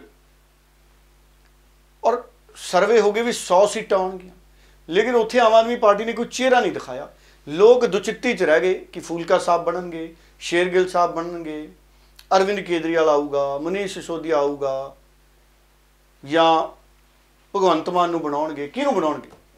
ਛਛੋ ਪੰਜ ਪਈ ਰਹੀ, ਨਹੀਂ ਬਣੀ ਗੱਲ। ਜੇ ਹੁਣ ਮਹਾ ਪੰਚਾਇਤ 'ਚ ਵੀ ਓਡਾ ਵੱਡਾ ਇਕੱਠ ਕਰ ਗਏ, ਹਾਲਾਂਕਿ ਓਡਾ ਵੱਡਾ ਇਕੱਠ ਹੋਣਾ ਨਹੀਂ ਜਿਹੜਾ 2017 ਤੋਂ ਪਹਿਲਾਂ ਹੋਇਆ ਸੀ, ਉਦੋਂ ਤਾਂ ਝੱਖੜ ਚੱਲਦੇ ਸੀ ਆਮ ਆਦਮੀ ਪਾਰਟੀ ਦੇ, ਹਨੇਰੀ ਸੀ ਉਦੋਂ ਤਾਂ ਆਮ ਆਦਮੀ ਪਾਰਟੀ ਦੀ, ਹੁਣ ਤਾਂ ਮਾੜੀ ਮੋਟੀ ਹਵਾ ਠੰਡੀ ਮੱਠੀ। ਸੋ ਇਸ ਕਰਕੇ ਅਗਰ ਹੁਣ ਵੀ ਚਿਹਰਾ ਐਲਾਨ ਦੇਣਗੇ ਤਾਂ ਫਾਇਦੇ 'ਚ ਰਹਿ ਜਾਣਗੇ ਸਿਆਸੀ ਤੌਰ ਤੇ। ਦੇਖੋ, ਕਾਂਗਰਸ 'ਚ ਲੋਕਾਂ ਨੂੰ ਪਤਾ ਹੈ ਮੁੱਖ ਮੰਤਰੀ ਕੌਣ ਹੋਊ, ਜਾਂ ਕੈਪਟਨ ਹੋਊ ਜਾਂ ਸਿੱਧੂ ਹੋਊ ਜੀ, ਇਹੀ ਹੈ। ਅਕਾਲੀ ਦਲ ਦਾ ਵੀ ਪਤਾ ਹੈ, ਜਾਂ ਵੱਡਾ ਪ੍ਰਕਾਸ਼ ਸਿੰਘ ਬਾਦਲ ਹੋਣਗੇ ਜਾਂ ਛੋਟੇ ਸੁਖਬੀਰ ਬਾਦਲ ਹੋਣਗੇ ਜੀ, ਇਹ ਵੀ ਤੈਅ ਹੈ। ਇਹਨਾਂ ਦੇ ਵਿੱਚ ਮੁਕਾਬਲਾ ਵੀ ਨਜ਼ਰ ਆਉਂਦਾ ਹੈ। ਆਮ ਆਦਮੀ ਪਾਰਟੀ ਜੇ ਮੁਕਾਬਲੇ 'ਚ ਆਉਣਾ ਚਾਹੁੰਦੀ ਹੈ ਤੇ ਮੁੱਖ ਮੰਤਰੀ ਦਾ ਚਿਹਰਾ ਐਲਾਨ ਦੇ, ਤਾਂ ਕਿ ਲੋਕ ਮੁੱਖ ਮੰਤਰੀ ਦੇ ਚਿਹਰੇ ਦੇ ਤੌਰ ਦੇ ਉੱਤੇ ਸੋਚ ਸਕਣ ਵੀ ਅਸੀਂ ਕਿਹੜੇ ਚਿਹਰੇ ਨੂੰ ਅੱਗੇ ਲੈ ਕੇ ਆਉਣਾ। ਔਰ ਮੈਂ ਗਗਨ ਅੱਜ ਦੱਸ ਵੀ ਦਿੰਦੇ ਹਾਂ, ਅਸੀਂ ਲਗਾਤਾਰ 4 ਦਿਨ ਇੱਕ ਸਰਵੇਖਣ ਵੀ ਕਰਨ ਜਾ ਰਹੇ ਹਾਂ। ਅਸੀਂ 4 ਦਿਨਾਂ ਦਾ ਸਰਵੇਖਣ ਕਰਾਂਗੇ। ਅਸੀਂ ਅੱਜ ਅਨਾਉਂਸ ਕਰ ਹੀ ਦਿੰਦੇ ਹਾਂ ਗਗਨ, ਅੱਜ 15 ਤਰੀਕ ਹੋ ਗਈ ਜੀ। ਸੋ ਕੱਲ ਰਾਤ ਤੋਂ, ਅੱਜ ਰਾਤ ਤੋਂ 16 ਤਰੀਕ ਰਾਤ ਤੋਂ ਅਸੀਂ ਇੱਕ ਸਰਵੇਖਣ ਹੈ ਜਿਹੜਾ ਸਾਡਾ ਇਹ ਚੈਨਲ ਹੈ, ਇਹ ਚੈਨਲ ਦੇ ਵਿੱਚ ਇੱਕ ਕਮਿਊਨਿਟੀ ਟੈਬ ਹੈ। ਸੋ ਤੁਸੀਂ ਕਮਿਊਨਿਟੀ ਦੇ ਵਿੱਚ ਜਾਓਗੇ ਤਾਂ ਉੱਥੇ ਅਸੀਂ ਇੱਕ ਸਰਵੇਖਣ ਹੈ ਜਿਹੜਾ ਕੱਲ ਸ਼ਾਮ ਨੂੰ ਉਹ ਪੋਸਟ ਕਰਾਂਗੇ। ਉਹਦੇ 'ਚ ਅਸੀਂ ਤੁਹਾਡੇ ਤੋਂ ਤੁਹਾਡੀ ਰਾਏ ਪੁੱਛਾਂਗੇ ਕਿ ਤੁਸੀਂ ਪੰਜਾਬ ਦੇ ਵਿੱਚ ਕਿਸ ਵਿਅਕਤੀ ਨੂੰ ਮੁੱਖ ਮੰਤਰੀ ਦੇ ਉਮੀਦਵਾਰ ਦੇ ਤੌਰ ਤੇ ਦੇਖਦੇ ਹੋ। ਨੰਬਰ 1 ਕੈਪਟਨ ਅਮਰਿੰਦਰ ਸਿੰਘ ਜਿਹੜੇ ਮੌਜੂਦਾ ਮੁੱਖ ਮੰਤਰੀ ਹੈ। ਨੰਬਰ 2 ਪ੍ਰਕਾਸ਼ ਸਿੰਘ ਬਾਦਲ ਜਿਹੜੇ ਸਾਬਕਾ ਮੁੱਖ ਮੰਤਰੀ ਹੈ। ਨੰਬਰ 3 ਸੁਖਬੀਰ ਸਿੰਘ ਬਾਦਲ ਜਿਹੜੇ ਸਾਬਕਾ ਡਿਪਟੀ ਮੁੱਖ ਮੰਤਰੀ ਹੈ। ਨੰਬਰ 4 ਭਗਵੰਤ ਮਾਨ ਜਿਹੜੇ ਕਿ ਆਮ ਆਦਮੀ ਪਾਰਟੀ ਦੇ ਦੂਜੀ ਵਾਰ ਦੇ ਜੇਤੂ MP ਨੇ। ਔਰ ਨੰਬਰ 5 ਨਵਜੋਤ ਸਿੰਘ ਸਿੱਧੂ ਜਿਹੜੇ ਕਿ ਇਸ ਵਕਤ ਕਾਂਗਰਸ ਦੇ MLA ਨੇ। ਇਹ 5 ਵਿਅਕਤੀਆਂ ਬਾਰੇ ਇੱਕ ਸਰਵੇਖਣ ਹੈ ਜਿਹੜਾ ਅਸੀਂ ਕੱਲ ਸ਼ਾਮ ਤੋਂ ਕਰਾਂਗੇ ਔਰ ਲਗਾਤਾਰ 4 ਦਿਨ ਤੁਸੀਂ 4 ਦਿਨ ਪੂਰੇ ਪੰਜਾਬ ਔਰ ਦੁਨੀਆ ਭਰ ਦੇ ਪੰਜਾਬੀ ਇਸ ਸਰਵੇਖਣ 'ਚ ਆਪਣੀ ਰਾਏ ਦੇ ਸਕਦੇ ਨੇ ਕਿ ਤੁਸੀਂ ਇਸ 5 ਚੋਂ ਕਿਸ ਨੂੰ ਮੁੱਖ ਮੰਤਰੀ ਦੇਖਣਾ ਚਾਹੁੰਦੇ ਹੋ, ਮੁੱਖ ਮੰਤਰੀ ਦੇ ਉਮੀਦਵਾਰ ਦੇ ਤੌਰ ਤੇ ਦੇਖਣਾ ਚਾਹੁੰਦੇ ਹੋ ਜਾਂ ਮੁੱਖ ਮੰਤਰੀ ਦੇਖਣਾ ਚਾਹੁੰਦੇ ਹੋ। ਕਿੰਨੇ ਲੋਕ ਇਸ VOTING 'ਚ ਹਿੱਸਾ ਲੈਣਗੇ, ਕਿੰਨੇ ਲੋਕ ਪੋਲ ਕਰਨਗੇ, ਕਿੰਨੇ % ਕਿਸ ਲੀਡਰ ਦੇ ਹੱਕ ਚਾਹਣਗੇ। ਫਿਰ ਉਸ ਤੋਂ ਬਾਅਦ ਅਸੀਂ ਜ਼ਰੂਰ ਇੱਕ ਐਨਾਲਿਸਿਸ ਕਰਾਂਗੇ ਤਾਂ ਕਿ ਇੱਕ ਮੋਟੀ ਰਾਏ ਸਾਹਮਣੇ ਆ ਜਾਏ ਕਿ ਪੰਜਾਬ ਦੇ ਲੋਕ ਅੱਜ ਦੀਆਂ ਸਥਿਤੀਆਂ 'ਚ ਕਿਸ ਨੂੰ ਅਗਲਾ ਮੁੱਖ ਮੰਤਰੀ ਦੇਖਣਾ ਚਾਹੁੰਦੇ ਨੇ। ਔਰ 5 ਨਾਮ ਅਸੀਂ ਹਜੇ ਜੋੜੇ ਨੇ। ਹਜੇ ਮੈਂ ਹਾਲਾਂਕਿ ਵਕਾਲਤ ਇਹ ਵੀ ਕਰਦਾ ਕਿ ਪੰਜਾਬ ਦੇ ਕਿਸਾਨ ਆਪਣੀ ਪੋਲੀਟੀਕਲ ਪਾਰਟੀ ਬਣਾ ਲੈਣ ਪੰਜਾਬ ਦੇ ਭਲੇ ਲਈ, ਖੇਤੀ ਦੇ ਭਲੇ ਲਈ, ਪਰ ਹਾਲ ਦੀ ਘੜੀ ਮੈਂ ਉਹਨਾਂ ਨੂੰ ਸਰਵੇਖਣ 'ਚ ਨਹੀਂ ਸ਼ਾਮਲ ਕਰ ਰਿਹਾ। ਅਗਰ ਕਿਸੇ ਵੀ ਸਮੇਂ ਪੰਜਾਬ 'ਚ ਕਿਸਾਨ ਆਪਣੀ ਪੋਲੀਟੀਕਲ ਪਾਰਟੀ ਬਣਾਉਂਦੇ ਨੇ ਤਾਂ ਵੀ ਪੰਜਾਬ ਦੇ ਜਿਹੜੇ ਸਮੀਕਰਨ ਨੇ ਉਹ ਪ੍ਰਭਾਵੀ ਹੋਣਗੇ। ਪੰਜਾਬ 'ਚ 2 ਵਿਅਕਤੀ ਨੇ ਇਸ ਵਕਤ, ਇੱਕ ਪੋਲੀਟੀਕਲ ਪਾਰਟੀ ਕਿਸਾਨ, ਇੱਕ ਨਵਜੋਤ ਸਿੰਘ ਸਿੱਧੂ। ਇਹ ਦੋਨੇ ਬੰਦੇ ਫਰਕ ਪਾਉਣਗੇ ਪੰਜਾਬ ਦੀਆਂ ਸਿਆਸਤ 'ਚ, ਕਿਸਾਨ ਮੋਰਚਾ ਤੇ ਨਵਜੋਤ ਸਿੰਘ ਸਿੱਧੂ। ਇਹਨਾਂ ਦਾ ਦਖਲ ਪ੍ਰਭਾਵ ਜਿਸ ਪਾਸੇ ਹੋਊਗਾ ਉਧਰ ਵੋਟਾਂ ਦਾ ਫਰਕ ਪਊਗਾ ਬਹੁਤ ਜ਼ਿਆਦਾ। ਬਾਕੀ ਸਰਵੇਖਣ ਤੋਂ ਬਾਅਦ ਮੈਂ ਆਪਣੀ ਅਸਲ ਰਾਏ ਜਿਹੜੀ ਉਹ ਵੀ ਸਾਂਝੀ ਕਰੂੰਗਾ। ਬਿਲਕੁਲ। ਸੋ ਡੱਲਾ ਸਾਹਿਬ, ਜੋ ਸੁਖਵੀਰ ਸਿੰਘ ਬਾਦਲ ਦੇ ਵੱਲੋਂ ਜਿਸ ਤਰ੍ਹਾਂ ਕੀਤਾ ਗਿਆ, ਇਸ ਨੂੰ ਲੈ ਕੇ ਹੁਣ ਅਕਾਲੀ ਦਲ ਦਾ ਪ੍ਰਤੀਕਰਮ ਆਇਆ। ਅਕਾਲੀ ਦਲ ਦੇ ਵਿਧਾਇਕ ਨੇ ਕੁਲਬੀਰ ਸਿੰਘ ਜੀਰਾ, ਉਹ ਕਹਿੰਦੇ ਕਿ ਪਹਿਲੀ ਵਾਰ ਦੇਖਿਆ ਕਿਸੇ ਕੋਈ ਪਾਰਟੀ ਦਾ ਪ੍ਰਧਾਨ ਆਪਣੇ ਆਪ ਨੂੰ ਆਪ ਹੀ ਉਮੀਦਵਾਰ ਸਭ ਤੋਂ ਪਹਿਲਾਂ ਐਲਾਨ ਦੇਵੇ ਕਿ ਇਤਿਹਾਸ ਦੇ ਵਿੱਚ ਅਸੀਂ ਕਦੇ ਅਜਿਹਾ ਨਹੀਂ ਵੇਖਿਆ। ਤੇ ਉਧਰ ਦੂਜੇ ਪਾਸੇ ਜੇਕਰ ਗੁਰਜੀਤ ਔਜਲਾ ਹੋਣਾ ਦੀ ਗੱਲ ਸੁਣੀ ਤਾਂ ਗੁਰਜੀਤ ਔਜਲਾ ਕਹਿੰਦੇ ਕਿ ਅਕਾਲੀ ਦਲ ਪੂਰੀ ਤਰ੍ਹਾਂ ਡਰ ਚੁੱਕਿਆ ਤੇ ਅਕਾਲੀ ਦਲ ਨੂੰ ਪਤਾ ਹੈ ਕਿ ਸਾਨੂੰ ਉਮੀਦਵਾਰ ਵੀ ਨਹੀਂ ਮਿਲਣੇ, ਇਸ ਕਰਕੇ ਜਲਦੀ ਜਿਹੜੇ ਉਮੀਦਵਾਰ ਐਲਾਨੇ ਜਾ ਰਹੇ ਨੇ। ਕਿੱਦਾਂ ਵੇਖ ਰਹੇ ਹੋ ਇਹਨਾਂ ਬਿਆਨਾਂ ਨੂੰ? ਨਹੀਂ, ਦੇਖੋ ਹਰੇਕ ਦੀ ਦੇਖੋ ਜਿਹੜੀਆਂ ਪੋਲੀਟੀਕਲ ਪਾਰਟੀਆਂ ਨੇ, ਮੈਂ ਤੁਹਾਨੂੰ ਕੱਲ ਵੀ ਜ਼ਿਕਰ ਕੀਤਾ ਸੀ, ਕਾਂਗਰਸ ਚਾਹੂਗੀ ਅਕਾਲੀ ਦਲ ਦੀ ਸਰਕਾਰ ਬਣ ਜੇ, ਅਕਾਲੀ ਦਲ ਚਾਹੂਗਾ ਕਾਂਗਰਸ ਦੀ ਸਰਕਾਰ ਬਣ ਜੇ। ਨਾ ਆਪ ਚਾਹੂਗੀ ਵੀ ਅਕਾਲੀ ਦਲ ਤੇ ਕਾਂਗਰਸ ਦੀ ਬਣ ਜੇ, ਨਾ ਅਕਾਲੀ ਤੇ ਕਾਂਗਰਸ ਚਾਹਣਗੇ ਆਮ ਆਦਮੀ ਪਾਰਟੀ ਦੀ ਸਰਕਾਰ ਬਣ ਜੇ, ਨਾ ਕੋਈ ਚਾਹੂਗਾ ਇਹਨਾਂ ਚੋਂ ਵੀ BJP ਦੀ ਸਰਕਾਰ ਬਣ ਜੇ। ਇਹ ਚਾਰੇ ਪਾਰਟੀਆਂ ਗਗਨ ਇਹ ਵੀ ਨਹੀਂ ਚਾਹਣਗੀਆਂ ਵੀ ਕਿਸਾਨ ਮੋਰਚੇ ਦੀ ਸਰਕਾਰ ਬਣ ਜੇ ਪੰਜਾਬ 'ਚ। ਇਹ ਭਾਵੇਂ ਅੱਜ ਕਿਸਾਨਾਂ ਦੇ ਸਮਰਥਨ 'ਚ ਨੇ ਵੀ ਅਸੀਂ ਤੁਹਾਡੇ ਨਾਲ ਆ, ਹਰ ਪਾਸੇ ਅਸਤੀਫਾ ਦੇਤਾ, ਅਸੀਂ ਕੁਰਬਾਨੀ ਕਰਤੀ। ਲੈ ਕਿਸਾਨ ਕਹਿ ਦੇਣ ਵੀ ਤੁਹਾਡੀ ਅਸਲ ਕੁਰਬਾਨੀ ਇਹ ਹੈ ਵੀ ਤੁਸੀਂ ਸਾਰੀਆਂ ਧਿਰਾਂ ਐਤਕੀ ਚੋਣਾਂ ਨਾ ਲੜੋ, ਸਾਰੀਆਂ ਸੀਟਾਂ ਤੇ ਅਸੀਂ ਖੜਾਂਗੇ, ਅਸੀਂ ਹੀ ਜਿੱਤਾਂਗੇ, ਅਸੀਂ ਸਰਕਾਰ ਚਲਾਵਾਂਗੇ ਤੇ ਕੇਂਦਰ ਤੋਂ ਮੰਗ ਕਰਾਂਗੇ ਕਾਨੂੰਨਾਂ ਦੀ। ਲੈ ਇਹ ਸਾਰਿਆਂ ਨੇ ਕਿਸਾਨਾਂ ਨੂੰ ਕਹਿਣਾ ਅਸੀਂ ਤਾਂ ਮੁਕਾਬਲੇ 'ਚ ਖੜਾਂਗੇ। ਬਿਲਕੁਲ। ਸੋ ਇਸ ਕਰਕੇ ਇਹ ਪੋਲੀਟੀਕਲ ਬਿਆਨ ਸਾਰਿਆਂ ਨੇ ਦੇਣੇ ਆ ਗਗਨ।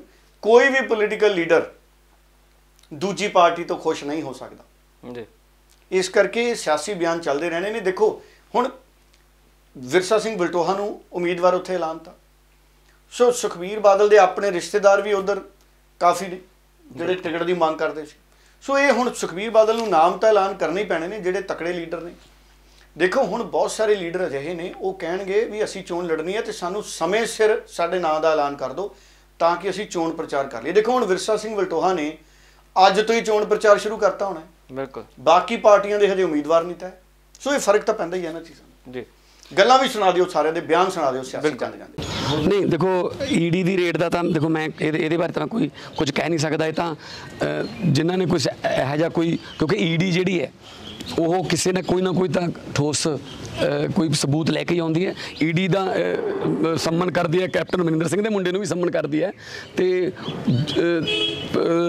ਫਰੀਦਾ ਤੇਰੀ ਝੋਪੜੀ ਗੱਲ ਕਟੀਨ ਕੇ ਪਾਸ ਜੋ ਕਰਨਗੇ ਸੋ ਭਰਨਗੇ ਤੂੰ ਕਿਉਂ ਭੈ ਉਦਾਸ। ਜਦੋਂ ਸੁਖਬੀਰ ਸਿੰਘ ਬਾਦਲ ਨੇ ਆਪਦੀ ਸੀਟ ਅਨਾਉਂਸ ਕੀਤੀ ਤਾਂ ਮੈਂ ਅੱਜ ਇਹ ਗੱਲ ਕਹਿਣਾ ਚਾਹੁੰਦਾ ਕਿ ਅਕਾਲੀ ਦਲ ਨੂੰ ਆਪਦੇ ਹਾਲਾਤ ਜਿਹੜੇ ਆ ਉਹਨਾਂ ਨੂੰ ਪਤਾ ਲੱਗ ਗਿਆ ਕਿ ਆਉਣ ਵਾਲੇ ਦਿਨਾਂ ਦੇ ਵਿੱਚ ਜਿਹੜਾ ਹੈ ਕਿ ਲੋਕ ਅਕਾਲੀ ਦਲ ਨੂੰ ਮੂੰਹ ਨਹੀਂ ਲਾਉਣਗੇ। ਔਰ ਹਿਸਟਰੀ ਦੇ ਵਿੱਚ ਪਹਿਲੀ ਵਾਰ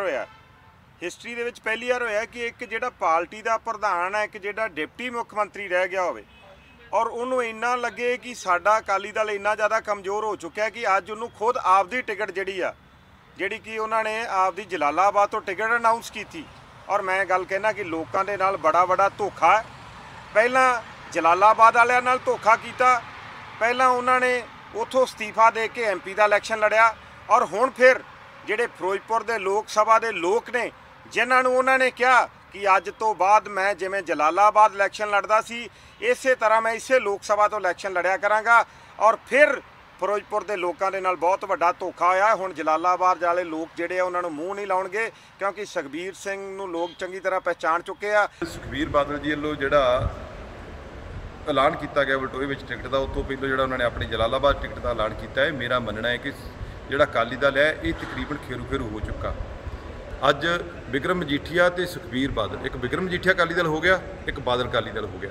ਸੋ ਦੋ ਧੜਿਆਂ 'ਚ ਅਕਾਲੀ ਦਲ ਵੰਡਿਆ ਹੈ ਔਰ ਉਸ ਤੋਂ ਗਾਹ ਅੱਗੇ ਵੱਡੇ ਹੋਰ ਧੜੇ ਬਣ ਜਾ ਰਹੇ ਨੇ। ਕਿਤੇ ਕੋਈ ਕਾਲੋਂ ਦਾ ਬੇਟਾ ਹੈ ਉਹ ਆਪਣੀ ਟਿਕਟ ਅਨਾਉਂਸ ਕਰ ਰਿਹਾ ਆ, ਲੋਧੀ ਨੰਗਲ ਆਪਣੀ ਕਰ ਰਿਹਾ। ਇੱਦਾਂ ਅਨੇਕਾਂ ਜਗ੍ਹਾ ਦੇ ਉੱਤੇ ਟਿਕਟਾਂ ਜਿਹੜੀਆਂ ਨੇ ਇਹ ਆਪਣੀਆਂ ਅਨਾਉਂਸ ਕਰ ਰਹੀਆਂ ਨੇ, ਕਿਉਂਕਿ ਇਹਨਾਂ ਦੀ ਅੰਦਰੂਨੀ ਤੌਰ ਤੇ ਕੋਈ ਆਪਸੀ ਤਾਲਮੇਲ ਨਹੀਂ ਹੈਗਾ, ਕੋਈ ਕੋਰ ਕਮੇਟੀ ਦੀ ਗੱਲ ਨਹੀਂ ਹੈਗੀ। ਸੋ ਇੱਥੋਂ ਇਹ ਬੜਾ ਸਿੱਧ ਹੋ ਗਿਆ ਕਿ ਪੰਜਾਬ ਦੇ ਵਿੱਚੋਂ ਅਕਾਲੀ ਦਲ ਦਾ ਜਿਹੜਾ ਵਾ ਉਹ ਪੂਰਨ ਤੌਰ ਤੇ ਸਫਾਇਆ ਹੋਣ ਜਾ ਰਿਹਾ ਹੈ। ਤੁਹਾਡਾ ਧੜਾ ਸ਼੍ਰੋਮਣੀ ਅਕਾਲੀ ਦਲ ਹੈ, ਤੁਹਾਡੀ ਮਾਂ ਪਾਰਟੀ ਸ਼੍ਰੋਮਣੀ ਅਕਾਲੀ ਦਲ ਹੈ। ਅੱਜ ਜੋ ਤੁਹਾਨੂੰ ਤਾਕਤ ਮਿਲੀ ਹੈ, ਜੋ ਤੁਹਾਡੀ ਚੌਧਰ ਬਣੀ ਹੈ, ਜੇ ਤੁਹਾਨੂੰ ਮਾਣ ਦਿੱਤਾ ਹੈ, ਜੇ ਅੱਜ ਤੁਸੀਂ ਸਟੇਜਾਂ ਤੇ ਬੈਠੇ ਹੋ, ਸ਼੍ਰੋਮਣੀ ਅਕਾਲੀ ਦਲ ਕਰਕੇ ਬੈਠੇ ਹੋ। ਸ਼੍ਰੋਮਣੀ ਅਕਾਲੀ ਦਲ ਅੱਜ ਆ ਬੈਠੇ ਇਹਨਾਂ ਦੀ ਜਾਇਦਾਦ ਹੈ। ਆ ਜ਼ਿੰਮੇਵਾਰੀ ਆਪਣੀਆਂ ਸੰਭਾਲਣ ਦੀ ਜਾਇਦਾਦ, ਆਪਣਾ ਫਰਜ਼ ਹੈ ਕਿ ਪੰਜਾਬ ਵਿੱਚ ਤਰੱਕੀ ਲਿਆਉਣੀ। ਗੁਰੂ ਸਾਹਿਬ ਨੇ ਆਪਾਂ ਨੂੰ ਕਿਉਂ ਆਦੇਸ਼ ਦਿੱਤਾ ਸੀ? ਮੀਰੀ ਪੀਰੀ ਦਾ ਆਦੇਸ਼ ਕਿਉਂ ਦਿੱਤਾ ਸੀ? ਕਿਉਂਕਿ ਪਤਾ ਸੀ ਕਿ ਕੌਮ ਉਹ ਅੱਗੇ ਵਧਦੀ ਹੈ ਜਿਹਦੇ ਕੋਲੇ ਸਿਆਸੀ ਤਾਕਤ ਵੀ ਹੋਏ। ਸਿਆਸੀ ਤਾਕਤ ਲਿਆਉਣੀ ਬਹੁਤ ਜ਼ਰੂਰੀ ਹੈ, ਤਾਂ ਹੀ ਆਪਣੀ ਕੌਮ ਦੀ ਤਰੱਕੀ ਹੋਊਗੀ, ਤਾਂ ਹੀ ਪੰਜਾਬ ਦੀ ਤਰੱਕੀ ਹੋਊਗੀ। ਇਸ ਕਰਕੇ ਹੁਣ ਧੜੇਬੰਦੀ ਛੱਡ ਦਿਓ। ਜੋ ਸ਼੍ਰੋਮਣੀ ਅਕਾਲੀ ਦਲ ਪਾਰਟੀ ਫੈਸਲਾ ਕਰੇ ਉਹਨੂੰ ਮੰਨਣਾ, ਹੋਰ ਕਿਸੇ ਨੂੰ ਨਹੀਂ ਮੰਨਣਾ। ਜੇ ਸ਼੍ਰੋਮਣੀ ਅਕਾਲੀ ਦਲ ਤਗੜਾ, ਆਪਾਂ ਤਗੜੇ, ਪੰਜਾਬ ਤਗੜਾ ਹੈ। ਅੱਛਾ ਇੱਕ ਦੱਸਿਓ ਮੈਨੂੰ ਇੱਕ ਗੱਲ ਦੱਸਿਓ ਯਾਰ, ਇੱਕ ਮਿੰਟ। ਖੇਮਕਰਨ ਹਲਕੇ ਦਾ ਆਉਣ ਵਾਲੇ ਇਲੈਕਸ਼ਨ 'ਚ ਲੜਨ ਵਾਸਤੇ ਕਿਹੜਾ ਉਮੀਦਵਾਰ ਤੁਹਾਨੂੰ ਚਾਹੀਦਾ ਹੈ? ਆਵਾਜ਼ ਨਹੀਂ ਆ ਰਹੀ। ਨਹੀਂ ਯਾਰ, ਮੈਨੂੰ ਹੋਰ ਕੋਈ ਸਮਝੀ ਜਾਂਦਾ। ਮੈਂ ਗੌਰਵ ਤਾਂ ਨਹੀਂ। ਅੱਜ ਆਪਣੀ ਪੰਜਾਬ ਮੰਗ ਦਾ ਜਵਾਬ ਦੀ ਦੂਜੀ ਰੈਲੀ ਹੈ। ਪਹਿਲਾ ਉਮੀਦਵਾਰ ਤਾਂ ਮੈਂ ਆਪਣੇ ਆਪ ਨੂੰ ਹੀ ਕਰਤਾ ਸੀ। तो आज मैं ऐलान करदा कि आने वाली इलेक्शन विच खेमकरण तो श्रोमणी अकाली दल दा उम्मीदवार विरसा सिंह बलटोआ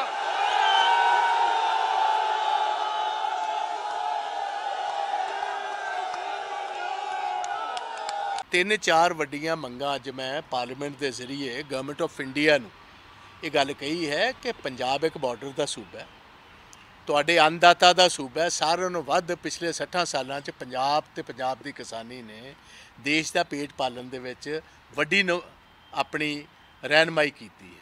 उस तो बाद साडे नौजवान बच्चे जिहड़े पैरामिलिटरी फोर्सेस आर्मड फोर्सेस विच अगवाई कर रहे हैं, तो तुसीं सानूं क्यों हर वार ही कोई इहो जिहा काम करदे हो जिहदे नाल तुसीं पंजाब के इंटरस्ट के खिलाफ काम ना करो। मैं अज चेयरमैन साहब के जरिए गवर्नमेंट ऑफ इंडिया को यह गल कही कि सारिਆਂ ਨੂੰ पहला मुद्दा है जी कि इन्हां ने रूरल डिवेलपमेंट फंड जिहड़ा जिहदे चों 1800 करोड़ रुपया असी जिहड़ा 3% टैक्स लांदे सी FCI नूं साडा झोना ते कणक खरीदण दा, इन्हां ने अपने आप ही यकमुश्त गवर्नमेंट ऑफ इंडिया ने फैसला कर लिया कि असी अगे तो रूरल डिवेलपमेंट फंड जिथे 3% देते 1% दिया करें।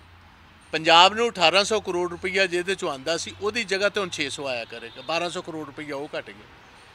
फिर साडी GST जिहड़ी हर महीने मैंडेटरी है कॉन्स्टिट्यूशन दे नाल कि हर महीने सेंटर की सरकार ने सूबे की सरकारों को पैसे वापस करने होंदे ने। 6 महीने की रकम पंजाब की GST की रोकी बैठे ने 8200 करोड़ रुपया।